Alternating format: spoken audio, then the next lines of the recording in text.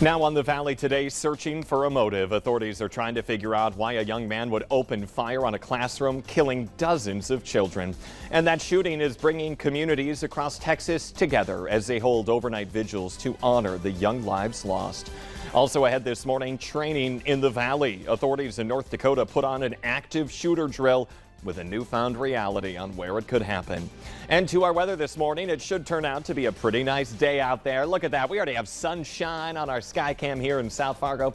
Nathan Hopper has your forecast on this Thursday, May 26, 2022. The Valley Today starts right now. This is the Valley Today. Investigators are searching for a motive in a mass shooting that claimed the lives of 19 children in Texas at Uvalde, Texas, at an elementary school there. Authorities say the 18-year-old sent private online messages just before that rampage started at Robb Elementary.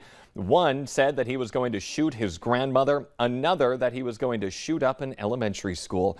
They say he legally purchased 2 rifles and hundreds of rounds of ammunition after he turned 18 on May 16th. They also say that he had no known criminal or mental health history. Thousands of people gathered at vigils across Texas last night to remember the victims.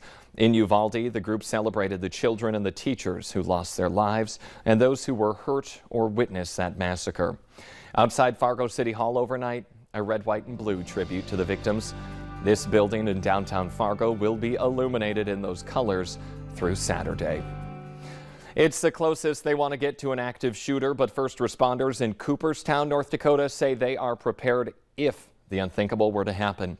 Police and school employees spent last night in a special training. Valley News Team's Nishay Taylor gives us an inside look at how agencies are now preparing for the worst. The sound of gunfire rippling through the halls of Cooperstown High School is a sound that no one wants to hear. Fortunately, this was just a scenario being run by local law enforcement during active shooter training.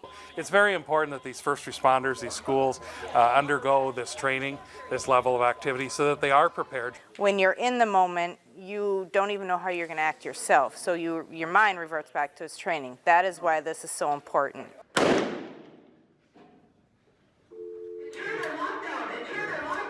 In this training scenario, a gunman fires a weapon before law enforcement enters to de-escalate the situation. This doesn't discriminate. It can happen anywhere, and that's what we all need to understand. The exercise was meant to seem as real as possible, including with real-life victims.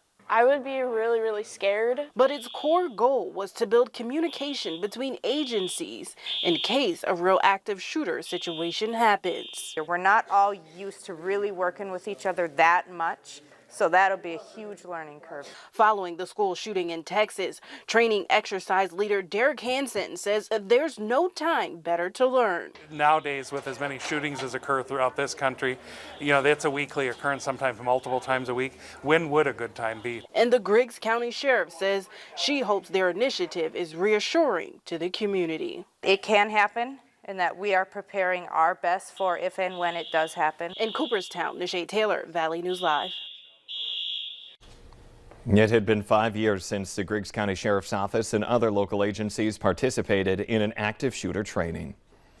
6:04 now on this Thursday morning. Let's get a check of your forecast out there. Sun coming up, and for some kids, this is the last time they're going to have to get up early and get to the bus stop out there, Nathan. That's right, and it's a nice one for those kids at the bus stop today. A little crisp and cool, but got beautiful sunshine there for us on our Luther Family Ford tower cam. I've been watching the sun rise all morning long and finally peeking its face over the horizon there. You can see plenty of clear sky there in Fargo. Temperatures, though, in the low 40s, so a little bit crisp at the bus stop for those kids for that last day of school. But 46 there, Bemidji, 49 in Devils Lake, a couple of the more mild spots at this hour. Satellite radar showing a whole lot of nothing, but I'm watching up toward Devils Lake. The Can-Do area up toward Langdon, maybe seeing a few raindrops falling in those areas, but not expected to be too impactful for any of your morning plans there in our far northern counties. Visibility is reduced from Oaks down toward Aberdeen. Notice the visibility right now in Oaks, 0 miles. So dense fog out there in southeastern North Dakota, and that dense fog does continue down toward Aberdeen. Also, elsewhere, visibility is good, just like in Fargo. We're seeing plenty of sunshine there in South Fargo. Temperatures lower 40s for us up and down the Red River, but Devil's Lake is at 49. Look at this, out toward Minot, 56. So some warm air is out there, and we will see some of that warm air here today thanks to some sunshine and a bit of a south wind. So a few of those raindrops may continue up until about 9 o'clock this morning, but nothing too concerning from the weather department here. That's good news. Sunshine there warms our temperatures by lunch into the 50s and 60s. By the 3 o'clock hour, we've got 60s and 70s across the board. Notice that south wind out in our North Dakota counties helps to warm those temperatures, maybe even into the upper 70s this afternoon thanks to that sunshine. Maybe a few passing raindrops later on after 7 o'clock tonight, Jordan. But by and large, for our Thursday, things look pretty fantastic. So have the sunglasses ready. All right. Yeah, I almost need them here just looking at that sun behind me. All right, Nathan, thank you this morning. 6:05 now. Fargo and West Fargo families are waking up to their last day of school for the year today, and the district will graduate a combined 1,400 students. The Adult Learning Center holds its ceremony for Fargo schools tonight at 7 at Agassiz. Dakota High School is tomorrow at 7 at Agassiz, and Fargo North's commencement is Sunday at noon, South is Sunday at 3, and Davies is Sunday at 6. All of those are at the Fargo Dome. West Fargo is graduating 697 students, and their community high school graduation is today. West Fargo High and Cheyenne High Schools will hold their graduations on Sunday. Construction is booming in the metro and the region, with new homes and commercial buildings going up fast. And with the demand for construction comes a higher demand for people to go into the trades. The Valley Today's J.C. Dodd joins us live this morning with how people in the industry plan to find some much needed new recruits. Good morning, J.C. Good morning, Jordan. Yes, I'm here at a construction site in West Fargo, and construction sites are pretty easy to find in the FM Metro. It seems like new homes, new commercial spaces are going up very fast, and there are a lot of projects to be done, and with that comes a high demand for people to enter the construction trade industry. With all of those high school grads expected to get their diploma this weekend, very exciting time, I wanted to reach out to the school districts along with the State Department of Public Instruction on how many of those high school grads are entering the trades. How many go post-secondary to a 2-year, 4-year, or directly into the workforce. Now, at the school level and at the state level, they do not track that specific data just yet. They did not have numbers they could give to me, but I spoke with a construction management instructor over at M-State in Moorhead, and he says the demand is there for those high school students to get interested, get involved with the trade. So these coming weeks, it's starting June 6th, there's going to be a Herdina construction camp coming up over in Moorhead, and it is a hands-on learning experience to recruit any 15-year-old to 20-year-olds to get them interested in the trades. This is what he says about how they're having issues recruiting this time of year. Back when I was young and in high school, I worked construction immediately while I was in high school still. And now we can't really hire those students to come and work in construction because of safety concerns and things like that. So a lot of times they're not getting hired into the construction industry until they're 18. So he's hoping this camp coming up will be able to recruit those high school students at that age, 15, 16, 17, and graduates, to get them interested in the construction trades. Really cool this year. They will be constructing observation decks for the FM corn maze over at the fairgrounds. So really cool opportunity, Jordan. I will have the link to that camp along with prices, dates, things like that on valleynewslive.com.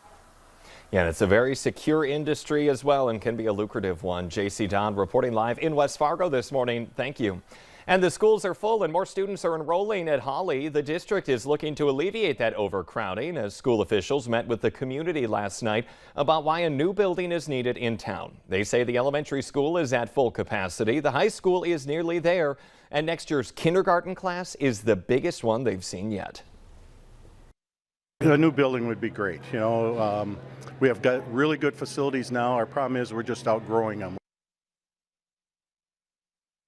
There are currently 1,015 students enrolled in Holly Public Schools. That is a district record.